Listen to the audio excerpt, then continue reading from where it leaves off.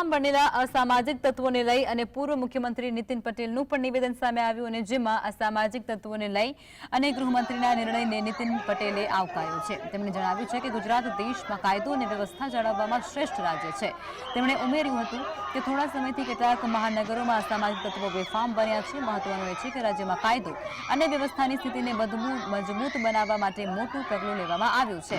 રાજ્યના પોલીસ વડા વિકાસ સહાયે તમામ પોલીસ કમિશનર અને પોલીસ અધિક્ષકો સાથે વિડીયો કોન્ફરન્સ યોજી હતી અને આ બેઠકમાં આગામી 100 કલાકની અંદર રાજ્યના દરેક પોલીસ સ્ટેશન વિસ્તારમાં રહેતા અસામાજિક તત્વોની યાદી તૈયાર કરવાનો આદેશ કરાયો છે। આ કાર્યવાહી અમદાવાદના વસ્ત્રાલમાં બનેલી ઘટના બાદ શરૂ કરવામાં આવી। વસ્ત્રાલમાં જૂની અદાવતમાં અસામાજિક તત્વોએ જાહેરમાં આતંક મચાવ્યો હતો।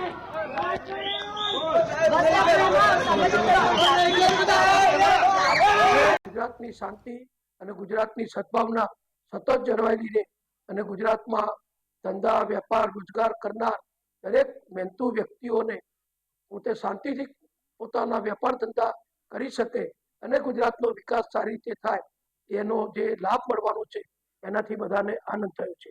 આવું સુંદર કામ, પ્રજાલક્ષી કામ, કાયદો અને વ્યવસ્થાની સ્થિતિ જાળવવાનું કામનો નિર્ણય કરવા બદલ માનનીય મુખ્યમંત્રીશ્રીને, માનનીય ગૃહ રાજ્યમંત્રીશ્રીને અને પોલીસ વડાશ્રીને હું અભિનંદન